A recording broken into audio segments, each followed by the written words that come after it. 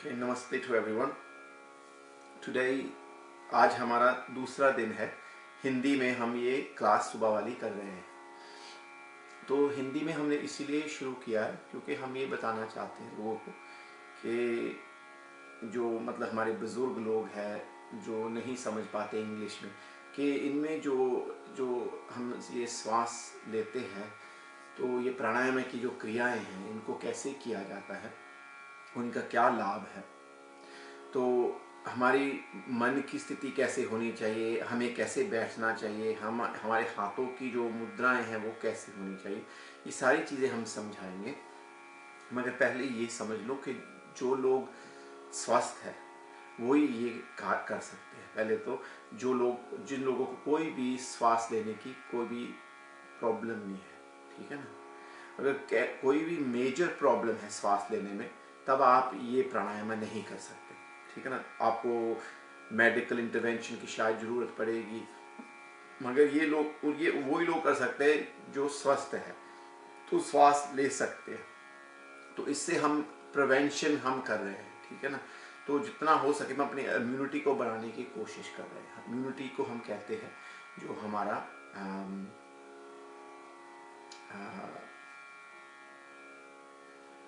हमारी जो रोगों से लड़ने की जो क्षमता है उसको हम बढ़ा रहे हैं, ठीक है ना।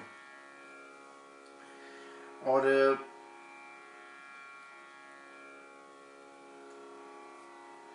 इसमें हमारी जो शरीर की स्थिति है उसको हमें स्थिर रखना है। हमने ज़्यादा हिलना नहीं, इसमें आपने आराम से बैठना है। आपको अगर हार्ट प्रॉब्लम कोई है या आपको हाई ब्लड प्रेशर है, तब आपको अपनी जो गति है उसको थोड़ी धीमे रखनी है, ठीक है ना।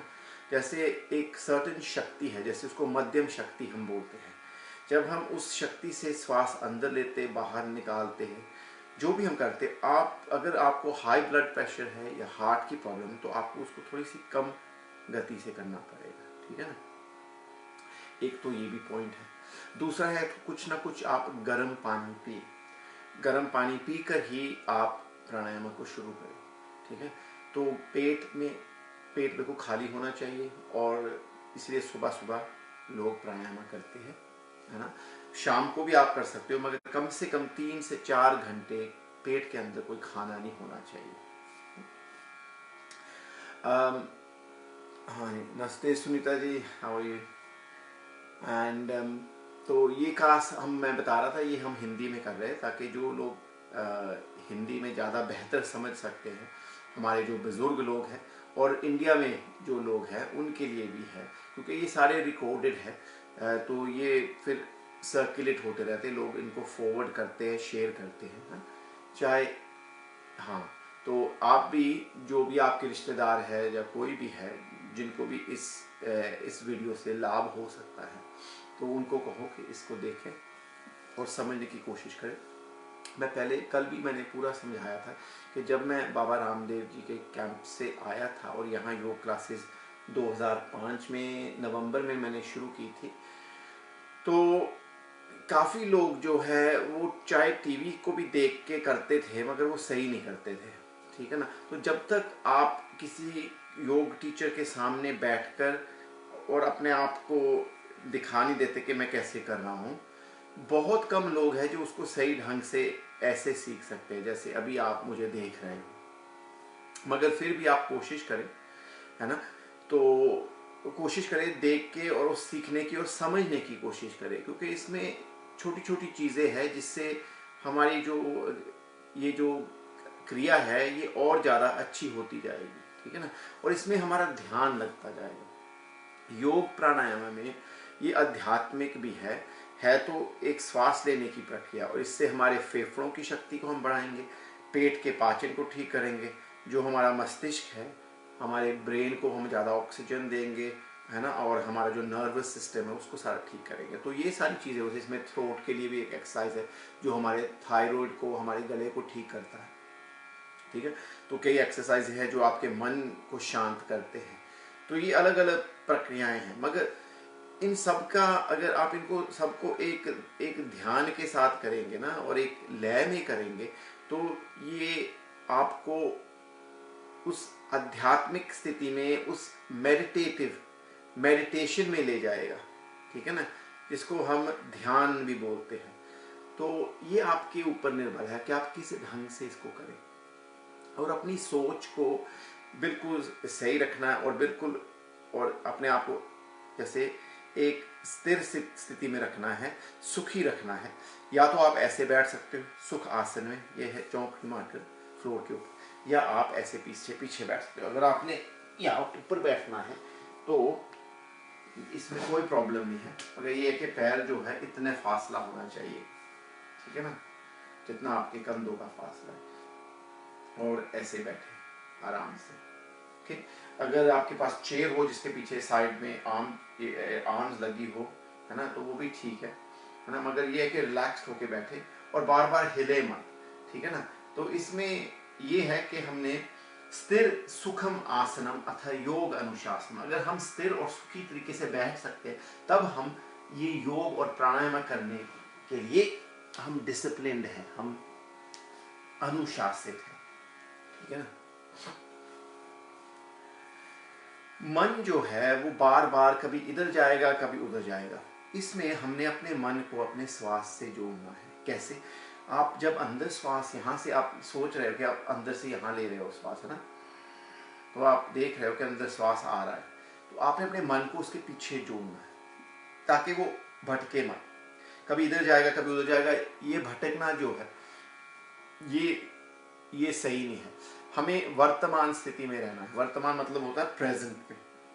अगर आप बार बार कभी उधर जाएंगे अपने मन के साथ, कभी उधर, कभी काम के बारे में सोचेंगे, कभी खाने के बारे में सोचेंगे, कभी आज बाद में क्या करना है, कल क्या किया, ये सब गलत है। जब आप योग के लिए बैठे तो ये आपका समय है, आपको अपने आप के लिए ये समय निकालना है। आधा घंटा कम से कम प्राणायाम करना है हर दिन, और इससे हमारी इम्यूनिटी बढ़ेगी, इससे हमारे रोगों से लड़ने की क्षमता बढ़ेगी, और हो सके तो 1 घंटा।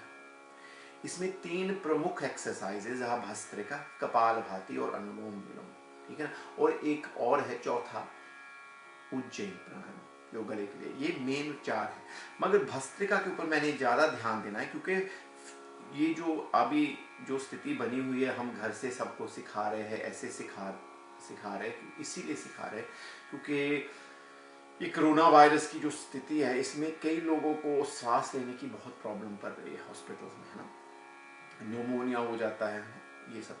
तो अगर हमारे लंग्स में कंजेस्शन होगी, अगर गंदगी भरी होगी, गंदी हवा होगी, हम गहरे लंबे सांस नहीं ले पा रहे, तो यही एक प्रॉब्लम है कि हम जब अगर ऐसी कोई प्रॉब्लम हमें आए, भगवान ना करे, अगर हमें फिर हॉस्पिटल में तब दिक्कत होती है क्योंकि हमारे फेफड़ों की शक्ति कमज़ोर है। तो मैंने 3 तरीके से भस्त्रिका प्राणायाम आपको सिखाना है, और सभी ने, अभी जब मैं इंग्लिश में ये क्लासेस कर रहा था और पिछले हफ्ते कर रहा था, दोनों सुबह शाम कर रहा था, अब केवल शाम को कर रहा हूँ, सुबह को हिंदी की क्लास कर रहा हूँ।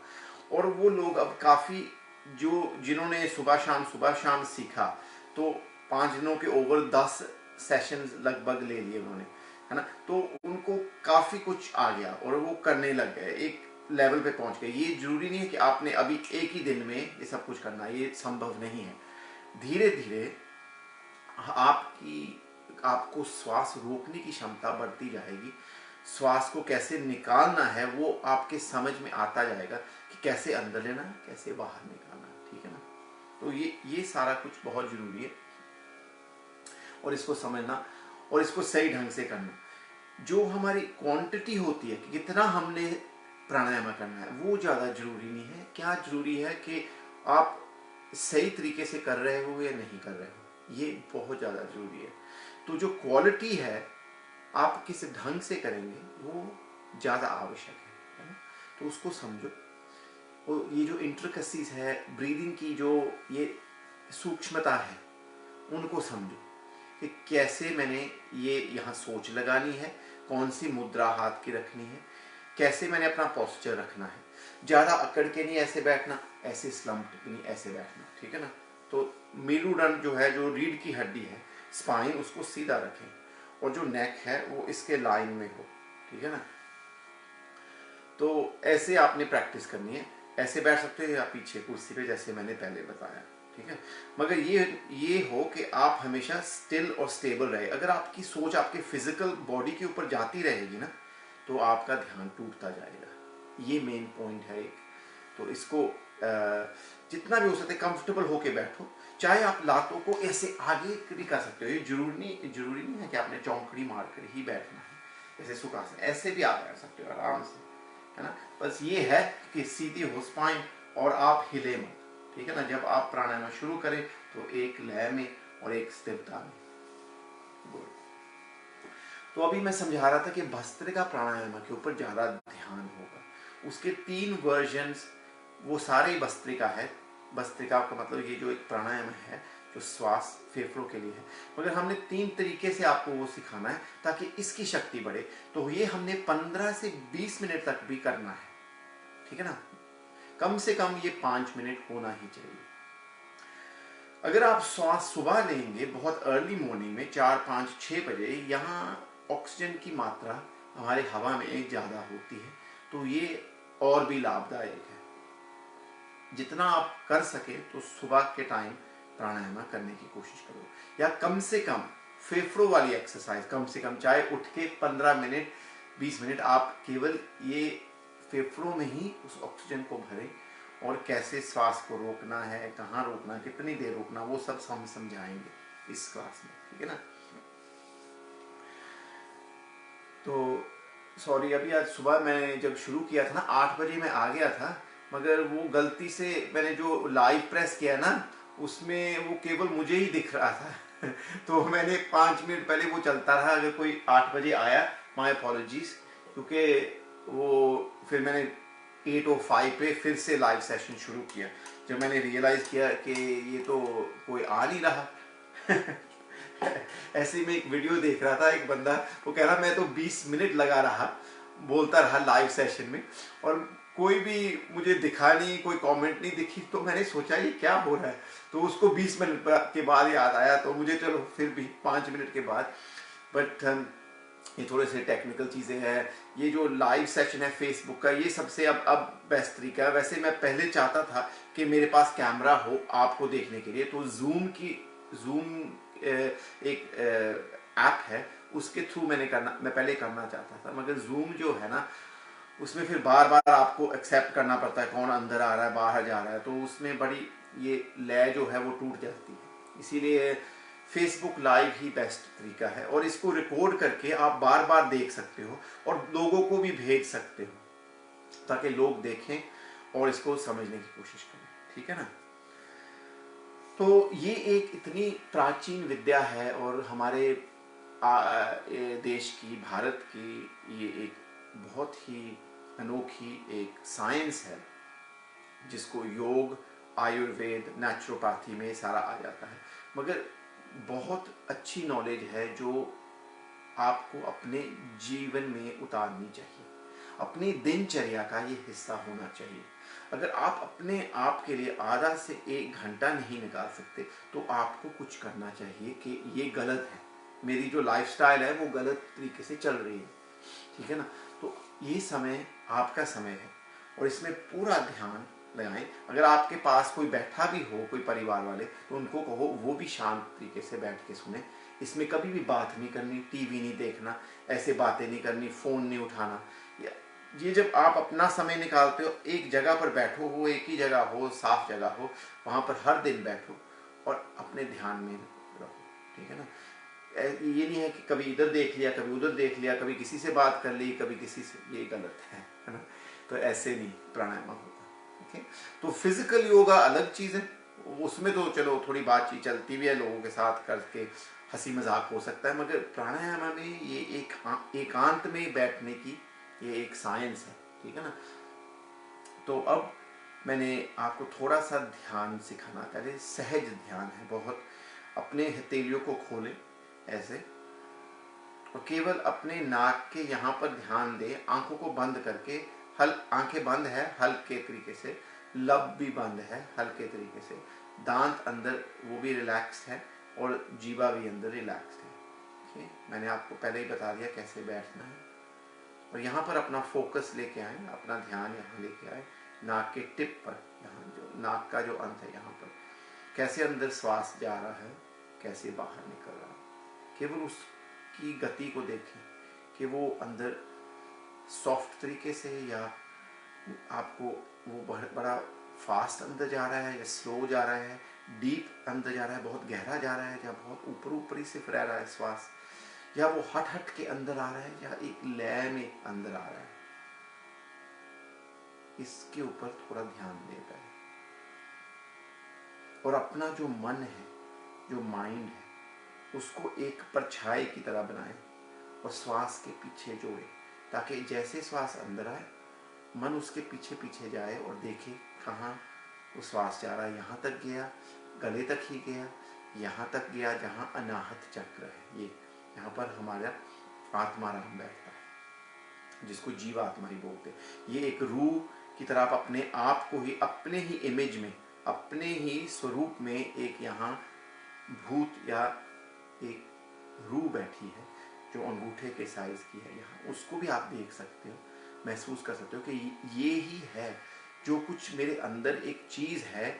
जब वो निकल जाती है तो मेरे श्वास रुक जाते हैं, जब वो मेरे अंदर है तो वो ही श्वास लेती है। इस भाव से, इस फीलिंग से अगर आप करेंगे तो ये बहुत ही लाभदायक है। इससे हमारा अहंकार टूटेगा और हम अपने ही जीवात्मा से, अपनी अंतरात्मा से जुड़ना शुरू हो जाएगा। ठीक है ना। जब हम ये सोचते कि नहीं ये तो मैं शरीर, मेरा शरीर श्वास ले रहा है, मेरे फेफड़े ले रहे हैं, तो हम एक शारीरिक लेवल पर काम करते हैं। हम चाहते कि हम जब ये प्राणायाम करें तो हमें एक आध्यात्मिक और एक इस लेवल पर, स्पिरिचुअल लेवल पर काम करें, ताकि जो उसके सब कुछ जो उसके नीचे है वो अपने आप ठीक होता जाएगा। उसके नीचे आपका अहंकार, आपका मन, आपकी बुद्धि, आपका ये सारी चीज़ें उसके नीचे आ जाती है, शरीर और इंद्रियां सब उसके नीचे आ जाती है। तो हमें जरूरी है कि ये जरूरी नहीं है कि हमने शारीरिक लेवल पर ही या एक इंटेलेक्चुअल लेवल पर ही सोचना है ना, उससे आगे बढ़ने की कोशिश करो कि मैं एक रूह हूँ, मैं एक आत्मा हूँ, वो मेरे अंदर बैठी है, वो खींच रही है श्वास को। सो फील, यहाँ से महसूस करो कि यहाँ से आप श्वास खींच रहे हो, या यहाँ तक अगर वो श्वास अपने आप आ रहा है, अभी खींचो मत, अभी थोड़ा अपना ध्यान करो। यहाँ तक आया, यहाँ तक आया, यहाँ तक आया, पेट तक, यहाँ से फैल के इधर को गया, क्योंकि दो तरफ है ना फेफड़े, तो यहाँ जाते हैं हवा, इसको डायफ्राम बोलते हैं। डायफ्राम में जाके फिर फेफड़ों को भरती है। तो ये आप एक जो वो श्वास है उसको एक ऊर्जा की तरह भी देख सकते हो, एक लाइट की तरह भी देख सकते हो कि मेरे अंदर एक वाइट रोशनी आ रही है। जैसे आप श्वास ले रहे हो, यहाँ तक किया, गई श्वास, और फिर यहाँ, और फिर मेरे फेफड़ों को भरा। अब जब फेफड़ों को वो ऑक्सीजन वहाँ पर भर रहा है, वो उसको आपके फेफड़ों को, तब उसको महसूस करो, वो सारा जो है एक लाइट जो है, एक वाइट लाइट वहाँ एक भर रही है वहाँ पर, और वहाँ से आपका ऑक्सीजन जो है आपके हृदय तक जा रहा है, जो यहाँ लेफ्ट साइड पे है, ये हार्ट चक्र है, इसके थोड़ा सा लेफ्ट पे यहाँ हार्ट है, और वो फिर ऑक्सीजन आपके हृदय में पंप हो रही है, जो वहाँ से पंप करके उसको आपके रक्त में डाल रहा है। तो आपके रक्त के अंदर जब ऑक्सीजन जाएगा, इसको हम ऑक्सीजनेटेड ब्लड बोलते हैं। तो वही शक्ति है जो हमारे शरीर में दौड़ती है, सारे नसों में, हर जगहों में, सारे पूरे शरीर में, सारे मसल्स में, और जो हमें ठीक करती है। अगर उसमें कमी होगी ऑक्सीजन की तो हमारे शरीर में रोग आएंगे। तो जब हम भस्त्रिका प्राणायाम करेंगे, हम ज़्यादा से ज़्यादा ऑक्सीजन अपने रक्त में डालने की कोशिश करते हैं। ठीक है ना, ऑक्सीजनेटेड ब्लड को बढ़ाने की कोशिश कर रहे हैं। अब महसूस करो वही जो रोशनी है, जो शक्ति है, जो ऑक्सीजन है, वो फेफड़ों में जाके आपके हृदय में जा रही है, हृदय से रक्त के अंदर वो जा रही है। और फिर वो रक्त सारे शरीर में बह रहा है, उसको भी एक रोशनी की तरह ही देखो जो रक्त बह रहा है। और देखो कि पूरे शरीर तक वो सब जा रहा है, आपके अंगूठों तक, आपकी उंगलियों तक, सिर से पांव तक, और पूरे शरीर को महसूस करो कि ये अब एक ऊर्जा से भरा हुआ है, और एक जैसे एक कंबन सी हो रही है, एक वाइब्रेशन एक हो रही है। तो जिसको हम एक ओरा बोलते हैं, ओरा का मतलब होता है एक आभा मंडल, आपके आसपास एक आभा मंडल बन रहा है, इसको ओरा बोलते हैं इंग्लिश में। और वो जो ओरा है, वो जो आभा मंडल है, वो आपके शरीर से 1-2 इंच बाहर है, और वो वाइब्रेट कर रहा है, उस वहां एक कंबन है, ऊर्जा, और उसको महसूस करो कि वो आपको शरीर को शिथिल बना रहा है और स्थिर कर रहा है। आपके अंदर एक ऊर्जा आ रही है ध्यान के प्रति, आप शांत होते जा रहे हो, मगर एक ऊर्जा भी आ रही है आपके अंदर, और आपको लग रहा है कि जहां जहां मेरे रोग थे वहां पर वो खून जा रहा है, वहां पर वो ऊर्जा जा रही है, और उन रोगों को वो ठीक कर रही है। इस भाव के साथ पहले थोड़ा ध्यान लगाएं,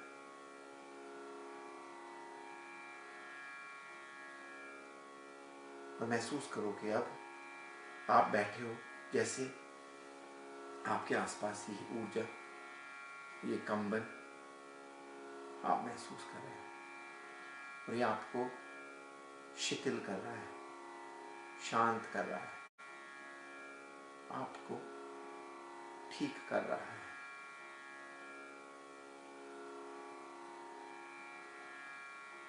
क्योंकि मैं ही अपने आप को ठीक कर सकता हूं, मैं अपने आप को ठीक कर रहा हूं, और मैं ठीक हो रहा हूं। For I am the healer, I am healing, I am healed। आंखें बंद, मन सहज, इस ध्यान में कि मैं ही अपने आप को ठीक कर रहा हूं, और मैं ठीक हो रहा हूं, मैं ही करता हूं, मैं ही कर रहा हूं, और वो हो रहा है।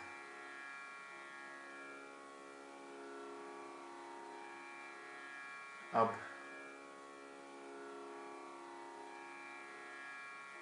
ये बहुत ही सहज ध्यान है, इससे जब हम शुरुआत करेंगे प्राणायाम का, तो हम अपने आप को उस स्थिति में ले जाएंगे जहां से हम अब प्राणायाम आरंभ करेंगे।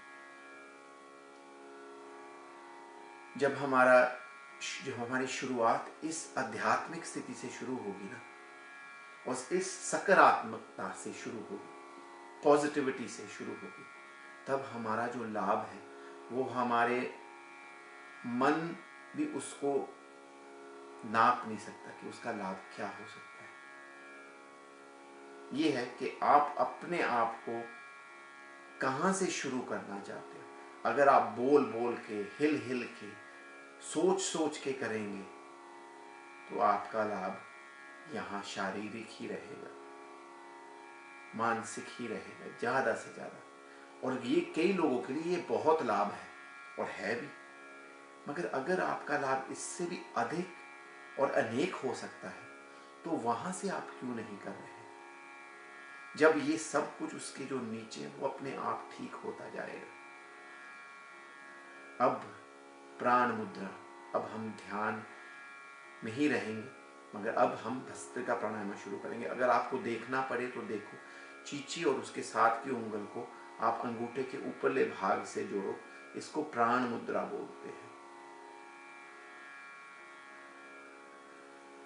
ये प्राण मुद्रा से हमारी जो इम्यूनिटी है वो बढ़ती है, जो हमारे रोगों को मतलब उनसे लड़ने की जो क्षमता है उसको बढ़ाती है, और हमारी जो प्राणिक शक्ति है उसका जो अंदर जो जो जो वो हमारे शरीर के अंदर एक सही ढंग से और सारी जगह पे वो फैलती है जब हम प्राण मुद्रा ऐसे रखते हैं, ठीक है।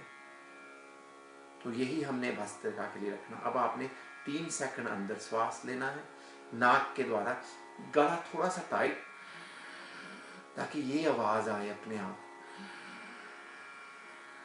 यहां नाक से नहीं खींचना, यहां से खींचना, जहां आपकी रूह बैठी है, जहां आपकी जीवात्मा बैठी है, जहां पर आपका आत्माराम है, यहां से श्वास खींचो।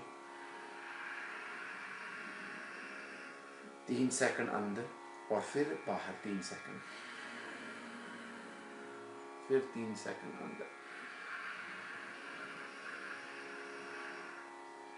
और बाहर।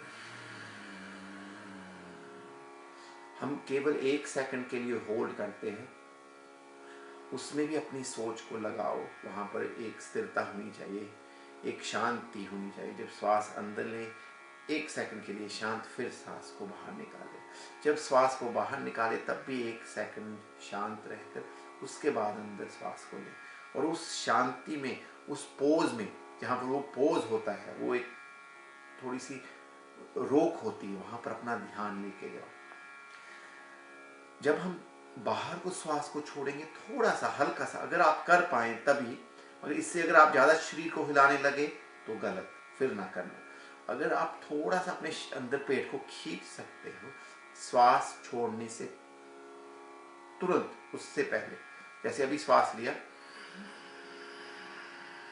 अब छोड़ने लगा हूं, देखो हल्का सा पेट को अंदर खींचा और उसको छोड़ा।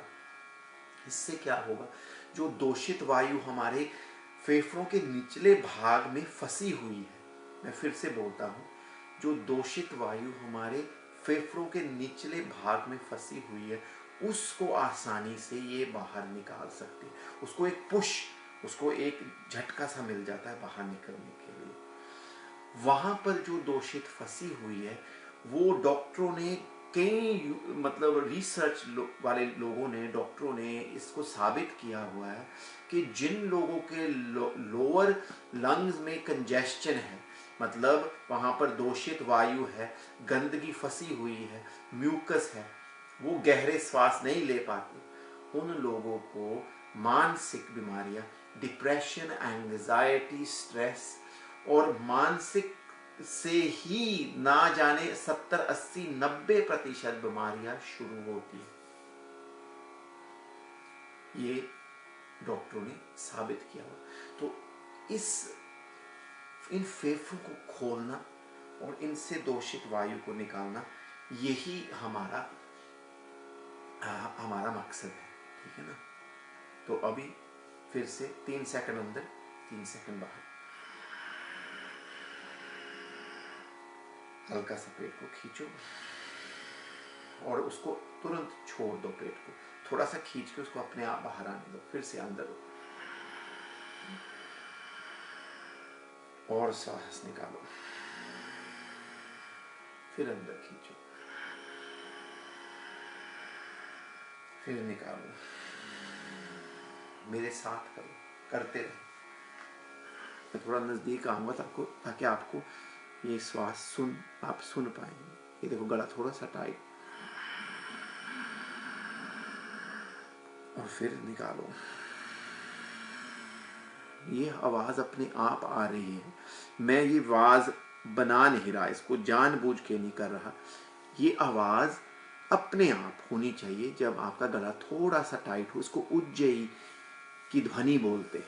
ये ध्वनि है, एक साउंड है जो नेचुरल है, क्योंकि जब गला थोड़ा, ये गला है, उसको थोड़ा सा टाइट किया जाएगा तो हवा और एक गति से अंदर आएगी और गति से बाहर निकलेगी, और ये हमारे थायराइड से लगती हुई ये आवाज निकलती है।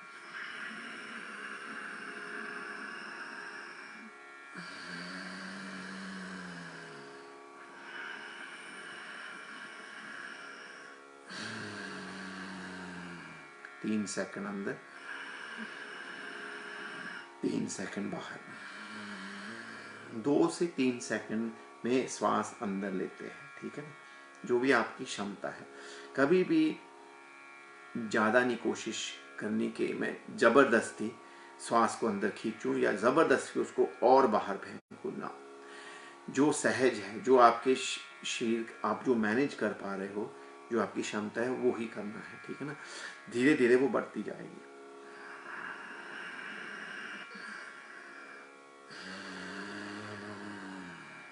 फिर से निकालो, अंदर निकालो, breathe in, breathe out, breathe in, breathe out. ऐसे ये एक्सरसाइज आपने कम से कम 3 मिनट, हो सके तो 5 मिनट तक करना है। उसके बाद आपने 6 सेकंड अब श्वास अंदर लेना है।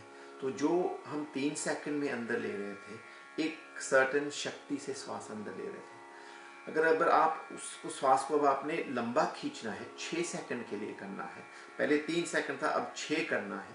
तो आपको जो अंदर शक्ति लगानी है खींचने में श्वास को, यहाँ से, नाक से नहीं खींचते, नाक केवल खुला होता है श्वास अंदर आने के लिए। यहाँ ऐसे नहीं खींचना, ये गलत है श्वास लेना। यहाँ से खींचो, छाती अपने आप फूलती है, कंधे थोड़े से अपने आप उठते हैं। कभी भी कंधों को ऐसे नहीं उठाना, ये भी गलत है, ठीक है ना। ज़्यादा अकड़ के नहीं बैठना, ज़्यादा ऐसे नीचे होकर नहीं बैठना। 6 सेकंड अगर अंदर अब लेना होगा तो श्वास की शक्ति को जो है अंदर लेने की, उसको आधा करना होगा, तभी आप 6 सेकंड तक पहुंचोगे। अगर सिर्फ आप 2 सेकंड पहले कर पा रहे थे, अब 4 तक लेके जाने की कोशिश करो। मगर मैं यही सोचूंगा कि सभी 6 सेकंड कर पा रहे। अगर नहीं कर पा रहे कोई बात नहीं। जैसे मैंने कहा, कभी भी आपने ज़बरदस्ती नहीं करनी, जोर नहीं लगाना कि मैंने जोर से अंदर खींचना है और रोक के रखना है और जोर से निकालना, ये नहीं करना, ठीक है ना। अब उसको 6 सेकंड फिर हमने होल्ड करके रखना। पहले हम 3 सेकंड अंदर लिया था, बिल्कुल होल्ड नहीं किया, तुरंत ही हमने 3 सेकंड में निकाल दिया। अब हम 6 सेकंड अंदर लेंगे और 6 सेकंड उसको रोक के रखेंगे, फिर 6 सेकंड निकालेंगे। फिर उसको जब निकालेंगे, फिर उसको रोक के रखेंगे 6 सेकंड, बाहर, अंदर नहीं लेना श्वास, फिर हम अंदर लेंगे। तो ये एक साइकिल बना, 6 में अंदर, 6 रोक के रखा, 6 में बाहर, 6 रोक के रखा, ये एक साइकिल हुआ। फिर जो हम रोक के 6 सेकंड अंदर रखते हैं, उसको हम धीरे धीरे 12 करेंगे, 18, 24, फिर 30 सेकंड, और ये धीरे धीरे 1 मिनट तक भी लेके जा सकते, मगर इसको धीरे धीरे बढ़ाना है। जब हम अपने श्वास को अंदर रोक के रखते हैं तो फेफड़े जो है थोड़ी ज़्यादा देर खुले रहते हैं। उनमें छोटे छोटे से ये सैक्स होते हैं जिनमें हवा भरती है, जैसे पॉलिथीन कह लो, पॉलिथीन है मगर वो जैसे सैक्स है ना, तो उसको एल्वियोली बोलते हैं। उसके अंदर जब हवा भरेगी तो वो जब आप उसको खोल के रखेंगे, श्वास को अंदर रोक के रखेंगे, तो और जो गंदगी है वो बाहर निकल आती है, ठीक है ना। सो ब्रीथ इन 6 सेकंड्स, अंदर श्वास लो 6 सेकंड,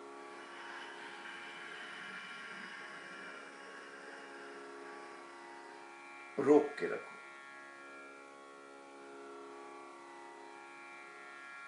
अब थोड़ा सा पेट खींच के बाहर निकालो,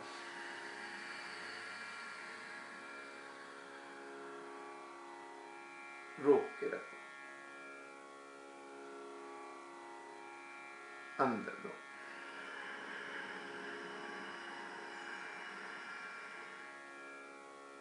रोक के रखो,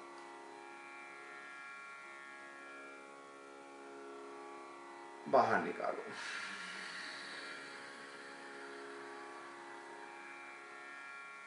रोक के रखो,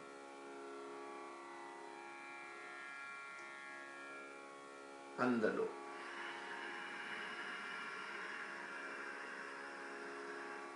रोक के रखो,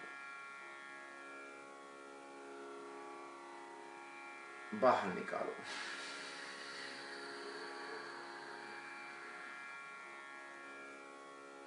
रोक के रखो, अंदर लो,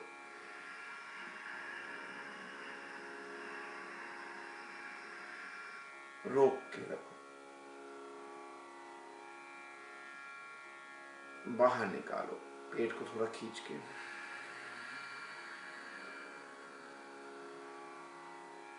6 सेकंड में रोक, निकाला, 6 सेकंड बाहर रोक के रखो, अब फिर 6 सेकंड अंदर लो।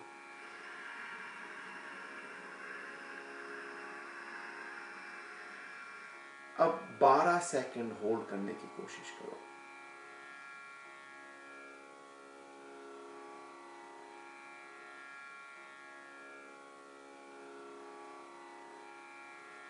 अब निकालो,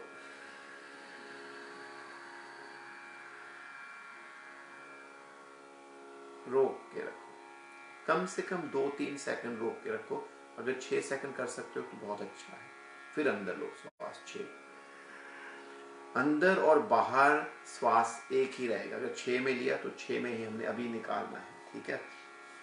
वो और भस्त्रिका भी है जिसमें बाहर की श्वास को दुगना करते हैं फिर तिगना करते हैं, वो हम अभी नहीं कर रहे। अभी हम फेफड़ों की शक्ति को बढ़ाने की कोशिश कर रहे हैं, तो अंदर श्वास रोकने की कोशिश कर रहे हैं, ठीक है ना। सो ब्रीथ इन। ये मैं अपने हाथ हिला रहा हूं, मगर आपने अपने हाथ नहीं हिलाने, ठीक है ना। आपके हाथ ऐसे ही शांत रहेंगे और ऐसे ही, वो तो मैं सिर्फ आपको दिखाने के लिए कि यहाँ श्वास अंदर लेना।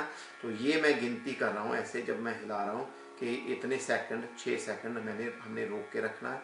फिर जब मैं यहाँ हाथ लेके आता हूँ, इसका मतलब ये है कि श्वास निकालने से पहले थोड़ा सा हल्का सा पेट को खींचो, उसी समय जैसे जैसे ही निकालो श्वास को और उसको गिनने दो वापस। ये भी 6 सेकंड के ऊपर होगा। फिर मैं ऐसे हाथ रखता हूँ कि अब बाहर के श्वास जो बाहर छोड़ा है उसको भी रोक के रखो 6 सेकंड, मतलब तुरंत अंदर नहीं श्वास लेना। मगर मैंने ये समझाया हुआ है, अगर आपको जरूरत पड़े अंदर लेने की या कभी भी बाहर निकालने की, आपको करना पड़ेगा, ठीक है ना। तो वो आपकी क्षमता धीरे धीरे भरेगी, जबरदस्ती नहीं आपने कभी भी करनी, ठीक है ना। सो अब 6 अंदर लिया, 12 सेकंड होल्ड करना, 6 सेकंड में निकालना, 3 या 6 सेकंड फिर होल्ड करना, फिर अंदर 6 सेकंड लेना। ब्रीद इन,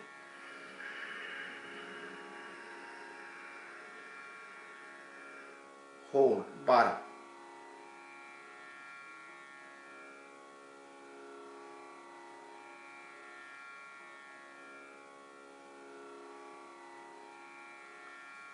निकालो 6,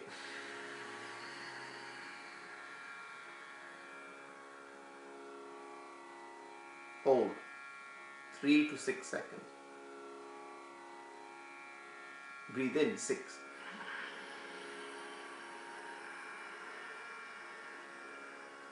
18 होल्ड करो,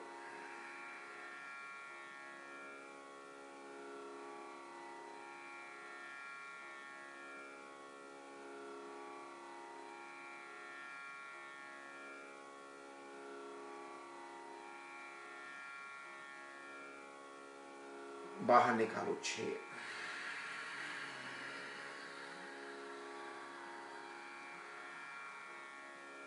होल्ड, अंदर 6,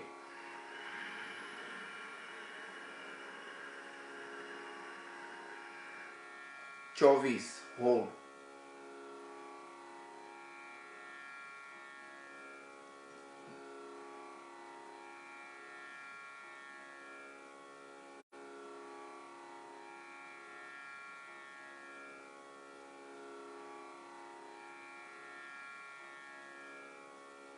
बाहर 6,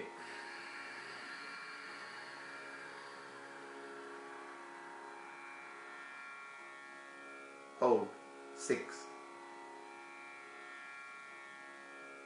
अंदर 6,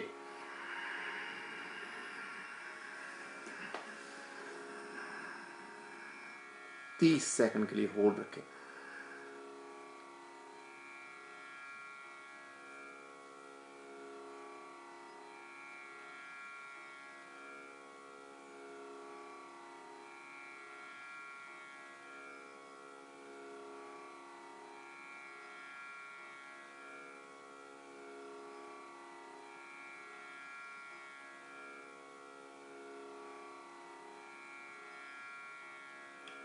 और 6 सेकंड में निकाले।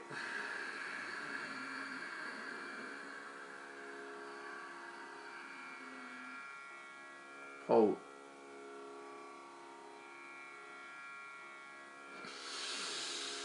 और अब अंदर ले, बाहर निकाले, अंदर ले, बाहर निकाले। अब ये शांत होने की अंत में, एंड में ये। तो ये मैंने कल हमने सिर्फ 6 सेकंड में ही अंदर लिया था, 6 सेकंड होल्ड किया था। अब धीरे धीरे हम बढ़ा रहे हैं।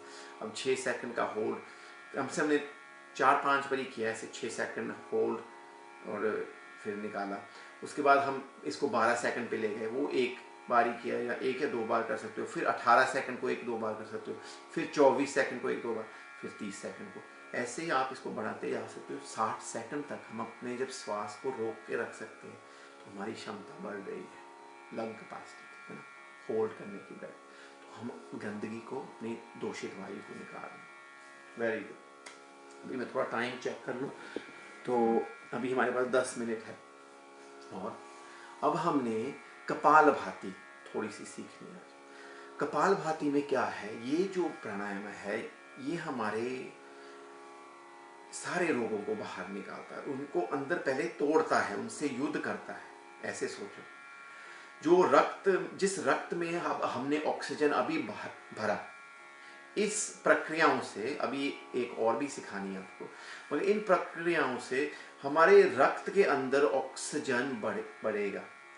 तो फिर यही हमारी सेना है। इसको ऐसे सोचो, युद्ध करने के लिए अंदर हमारी जो नकारात्मक चीजें हैं, चाहे वो सोच हो, विकृतियां हो, और हमारे रोग हो, कीटाणु हो, कुछ भी हो अंदर, उनसे लड़ने की अब हमारे पास शक्ति आती है। जब हम भस्त्रिका प्राणायाम करते हैं तब हमारी सेना तैयार हो जाती है। ऐसे सोचो, उस सेना को अब अटैक में भेजना है।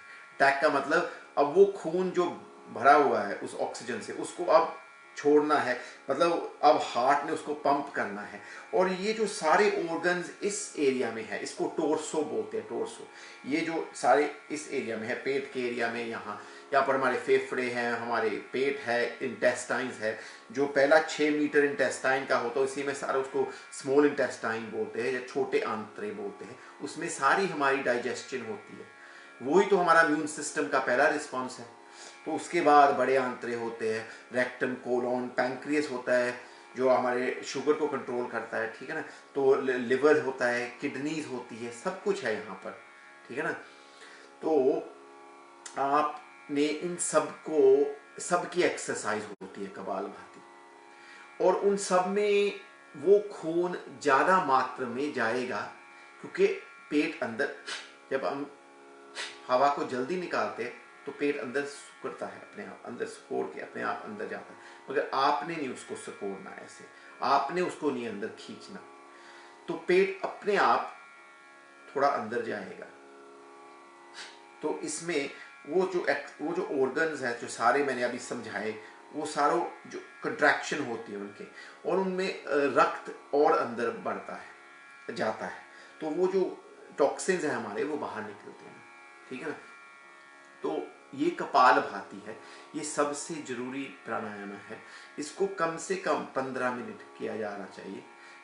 हर चीज कम से कम तो 5 मिनट है, मगर इसकी जो मात्रा है उसको 15 से 20 मिनट तक भी आप लेके जा सकते हो, सुबह भी शाम भी। और अगर आपको कोई रोग है, कोई प्रॉब्लम है, कोई अंडरलाइंग कंडीशन है ना, जो भी कोई बीमारी है, तो आप 2 बार कर सकते हो, सुबह भी शाम भी। नहीं तो कम से कम 1 बार तो आपने करना ही। तो ये 15-20 मिनट अगर लगातार हो जाए, वो भी आंखें बंद, मन सा है, जैसे मैंने समझाया, एक चक्र के ऊपर ध्यान होता है, वो अभी हम ज़्यादा बात नहीं करेंगे। ये मुद्रा ऐसे रखनी है हाथ में, तो ये है, तो वो सबसे लाभदायक होगा आपके लिए, ठीक है ना। मगर कम से कम 5 मिनट, बीच में अगर आपको रेस्ट की जरूरत पड़े ना, 5 मिनट करके 1 मिनट रेस्ट ले लो। मगर उस रेस्ट में ये ना हो कि आप बातें करने शुरू कर दो, फोन देखना शुरू कर दो। आंखों को बंद ही रखो, अपने ध्यान में ही रहो, ठीक है ना। इसमें कौन सी मुद्रा हम ले सकते, कई मुद्राएं हैं। जैसे शरीर के बहुत ज्यादा रोग है, इसको वायु मुद्रा बोलते हैं। पहली उंगल को मोड़ के अंगूठे के निचले भाग में ऐसे लगाना है, उसके मूल में लगाना है ऐसे, ऊपर से अंगूठे से उसको थोड़ा सा हल्का सा दबाना है, बस ये है वायु मुद्रा। या उसके बाद ये वायु मुद्रा करके ये अगली दो उंगली हैं उनको जोड़ो ऊपर, इस अंगूठे से के ऊपरले भाग से जोड़ो इसको, फिर ये बन जाती है अपान वायु मुद्रा, ठीक है ना। तो इससे हमारे सारे जो टॉक्सिन्स है वो बाहर निकलते हैं ऐसे।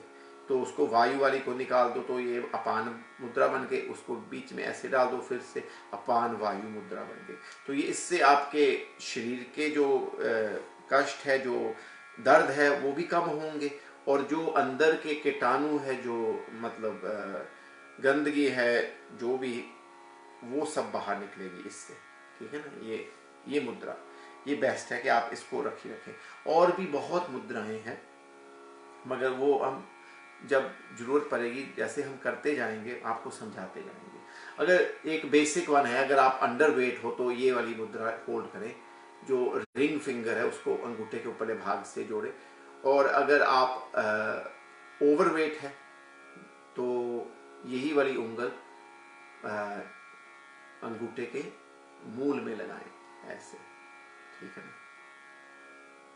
ये पृथ्वी मुद्रा, ठीक है ना, ऐसे।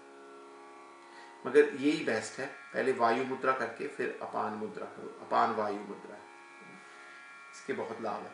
सो हाथों को रिलैक्स करके अब कैसे ये करना है ये समझो। हवा को एक झटके में नाक से निकालना है, लब बंद रहेंगे, चेहरे पर कोई तनाव नहीं आना चाहिए, कोई स्ट्रेस या टेंशन, ऐसे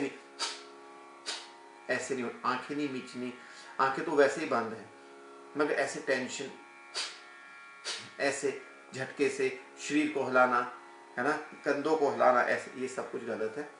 शांत होकर बैठो, जैसे आपके सामने आपका नाक भरा हुआ है, उसको एक टिश्यू के ऊपर आपने निकालना हो। फर्ज करो आपने नाक को साफ करना, तो आप जोर से हवा को निकालोगे ना। हाँ कि लोग हवा को लंबा भी निकालते, वो नहीं करना। एक झटके में जैसे छींक नहीं मारते, जब छींक आती है वो भी ऐसे फास्ट आती है, जैसे खांसी करनी हो एक छोटी सी खांसी है वही खांसी नाक के द्वारा करो, तो जब लब अगर बंद है तो नाक के द्वारा ही निकलेगी ना हवा। तो ये है, जैसे खांसी करते हैं, जैसे छींकते हैं, जैसे थोड़ा सा नाक को एक झटके में साफ करते हैं, मगर लंबा झटका नहीं देना, लंबी सांस नहीं निकालनी, ठीक है ना। तो ये पेट अपने आप देखो अंदर जाएगा। मैंने अपना ये हाथ इसके ऊपर ऐसे रखा है नाभि के ऊपर, ताकि आप देख सकें। आपके हाथ ऐसे ही रहेंगे, मगर देखने के लिए यहां भी रख सकते हो। पहले ये देखो अंदर मेरा पेट गया, और 1 सेकंड में एक बार हवा को निकालना है। इसमें लोग शक्ति बहुत ज्यादा लगाते हैं, तो ये देखो ये मध्यम शक्ति है। मैंने समझाया था जिन लोगों को ब्लड प्रेशर है या हार्ट की प्रॉब्लम्स है, वो इस शक्ति से नहीं कर सकते, उनको थोड़ी कम शक्ति करें। जैसे ये मध्यम शक्ति है,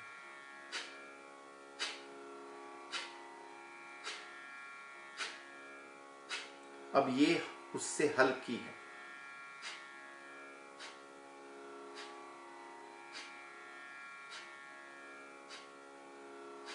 तो जिनको हाई ब्लड प्रेशर है या हार्ट की कोई भी प्रॉब्लम है, हृदय की कोई भी प्रॉब्लम है, उनको हल्के ढंग से करना है ऐसे, ठीक है ना। तो पहले ये समझ लो। तो पेट अपने आप अगर अंदर जाएगा तो ये सही है।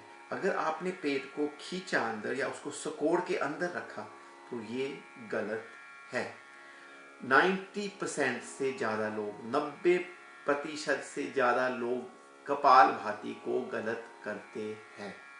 ये मैंने बाबा रामदेव जी के कैंप्स में खुद स्वयं टीचर बन के जब मैं गया था यहाँ यूके में, जब वो कैंप हुए थे तब मैंने देखा। टीवी पे उनको देखते देखते कैंप्स में बैठे बैठे भी लोग गलत करते हैं, क्योंकि वो समझ नहीं पाते कि पेट को कैसे हमने, ये कैसे होना चाहिए, ये एक नेचुरल मूवमेंट होनी चाहिए। इसीलिए कहते हैं ना, इसलिए तो उन्होंने फिर योग टीचरों की रिक्रूटमेंट शुरू की थी, ताकि हर जगह योग टीचर हो।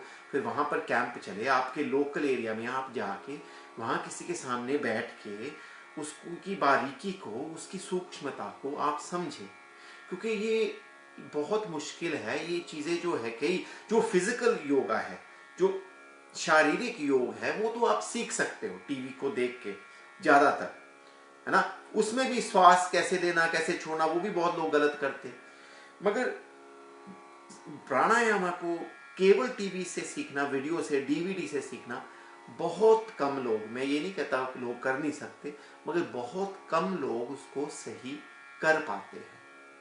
ये मेरा अनुभव, 15 सालों का अनुभव। तो क्या करना चाहिए? पहले तो इन वीडियो को बार बार देखें और समझने की कोशिश करो, जल्दबाजी ना करें, है ना। तो ध्यान से सुने, बहुत केयरफुली सुने, ठीक है ना।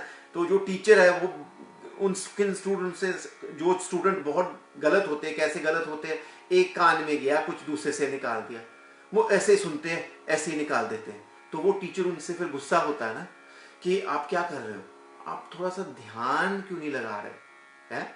तो ये है, ये आप अपनी अपनी नेचर है, मगर कई लोग हैं वो समझ लेते हैं, वो कर पाते। तो ये नेचुरल रिफ्लेक्स एक्शन इसको बोलते हैं। इसका मतलब है ये कुदरती होता है, अपने आप एक कंबन, ये एक अंदर को मूवमेंट स्टमक की, जहां आपने इसको खींचा या जोर से उसके बाद श्वास अंदर लिया तो गलत हो गया आपका कपालभाति। दो चीजें बहुत ज्यादा गलत करते लोग, एक तो पेट को खींचते हैं अंदर और फिर उसको होल्ड करके रखते हैं, उससे उनको बैक प्रॉब्लम भी हो जाती है, आप ब्लड प्रेशर भी हो जाता है, कई प्रॉब्लम हो जाती है। फिर उनकी गति जो है इतनी फास्ट होती है, इतनी, ऐसे देखो कि उनको रोकना पड़ता है श्वास लेने के लिए, वापस नॉर्मल आने के लिए। इससे तो ब्लड प्रेशर ऊपर होगा, गलत है ऐसा। तो 1 सेकंड में एक बार, बल्कि 2 सेकंड में एक बार भी कर सकते हो, मगर 1 सेकंड में 2 बार मत करना। देखो ये एक मैं कपालभाति करूंगा 2 सेकंड में,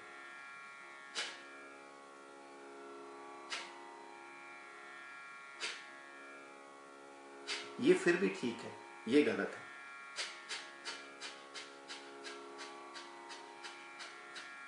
ठीक है ना। चाहे मेरा चेहरा अभी भी शांत है, मगर ये तरीका गलत है करने का। तो ये होना चाहिए 1 सेकंड में एक बार।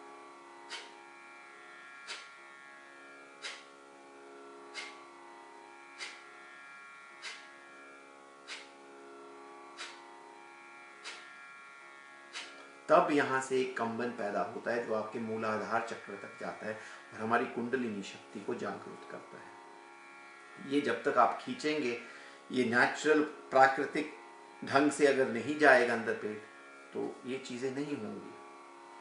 आपका लाभ होगा, बहुत कम लाभ होगा, शारीरिक लाभ होगा।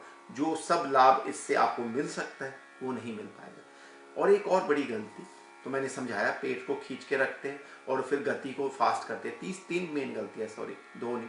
तीसरी है कि जब श्वास को आपने जोर से निकाला, तब ये प्राकृतिक है, ये कुदरती है कि श्वास अंदर जल्दी से आपके नाक या मुंह के द्वारा अंदर आने की कोशिश करता है।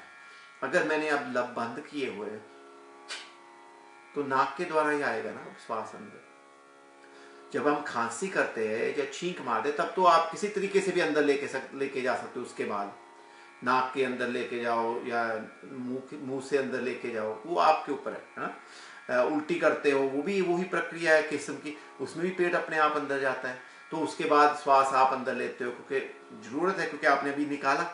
जब आप श्वास को जल्दी से निकालोगे, एक झटके में निकालोगे, तब श्वास वापस अंदर अपने आप आएगा।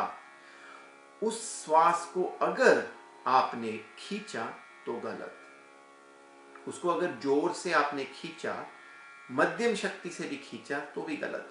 वो सहज अपने आप अंदर आना चाहिए। मैं इसको फिर समझाता हूं। तो जब आपने हवा को फास्ट निकाला, उसके बाद अपने आप श्वास अंदर आएगा। मगर उसको अगर आपने जोर से खींचा फिर निकाला, तो ये गलत है। इससे हाइपर वेंटिलेशन हो जाती है। इसका मतलब आप श्वास नहीं ले पाएंगे, बहुत फास्ट हो जाएगी आपकी श्वास लेना, वो फास्ट हो जाएगा, गलत हो जाएगा। तो क्या ध्यान लगाना है कि वो हल्के तरीके से, सहज तरीके से अपने आप अंदर श्वास आ रहा है, क्योंकि वो जब वापस अंदर आएगा श्वास, तभी हमारे पास शक्ति होगी उसको फिर निकालने की।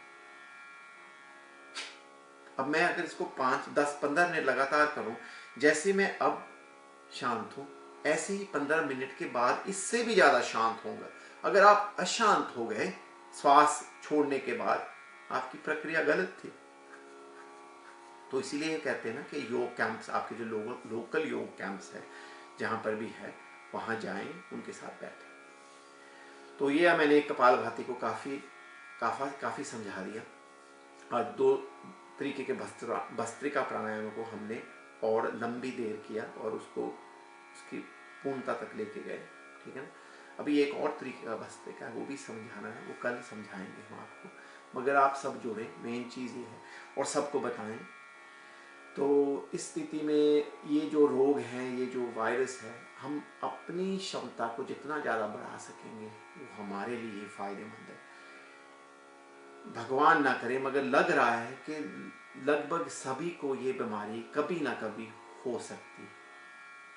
और इसमें अगर वो इतनी खतरनाक है बीमारी कि हमारे फेफड़ों को बहुत ज़्यादा अफेक्ट करती है, निमोनिया और ये चीज़ें हो जाती है। तो हम अपनी जो ये प्राचीन ये जो विद्याएं हैं, ये जो हमें शक्ति देने के लिए, हमें हमारी इम्यूनिटी को बढ़ाने के लिए, हमें हमारे जो बुजुर्ग हमें बताते थे कि ये काढ़े, ये जो है ये पियो, ये करो, ये वो खाओ, ये चीज़ों को हमें अपनाना पड़ेगा ताकि हम अपनी इम्यूनिटी को बढ़ाएं। और केवल यही आप कर सकते हैं, इससे ज़्यादा आप नहीं कर सकते। जब बीमारी आएगी तब हम उससे लड़ने के लिए और शक्तिशाली अपने आप को पहले बना लें, तो शायद सब कुछ ठीक हो। दूसरा, भगवान के ऊपर पूरा भरोसा रखें, पॉजिटिव रहे, हमेशा सकारात्मक सोचें। जाना तो तब है जब हमने जाना है, मगर ये सब कुछ जो है ये हमें दिया गया है कि हमने, ये आपको विद्या दी गई है। अब विद्या को आप उसका इस्तेमाल करें या उसको इग्नोर करें, ये आपके कर्म है, ये आपकी चॉइस है, ठीक है ना। और मैं चाहता हूँ, क्योंकि मुझे पता है और मैंने 15 सालों से जिनको मैंने सिखाया है, बहुत ही लाभ हुए हैं जिन्होंने सही सीखा है। और सही सीखना सबसे जुड़ी चीज़ है। हम इंसानों में एक बहुत बड़ी प्रॉब्लम है, पहले तो हम चीज़ को सही सीखते नहीं और सही सुनते नहीं, और उसके ऊपर समय, जिस चीज़ के ऊपर समय लगाना चाहिए उसके ऊपर समय नहीं लगाते। फिर हम तुरंत एक निर्णय कर लेते हैं कि ये गलत है, ये सही है, ये भी गलत है। बहुत जल्दी हम एक निर्णय पे पहुंच जाते हैं। अपने मन को थोड़ा खोलो और इस विद्या को ग्रहण करो, ठीक है ना। और करो, जब आप करना शुरू करेंगे तब आपको अपने आप पता लगेगा कि आपके अंदर कैसे कैसे फीलिंग्स आ रही है, कैसे कैसे अनुभव हो रहे हैं और आपका शरीर कैसे खुल रहा है। नमस्ते। कोई ना कोई कमेंट्स प्लीज़ आप डाल देना नीचे, कोई क्वेश्चंस हो तो ज़रूर डालना। एंड आपको सबको हम कल मिलेंगे सुबह। हमारे यहाँ यूके में 8 बजे, आपके वहाँ 12:30 इंडिया में।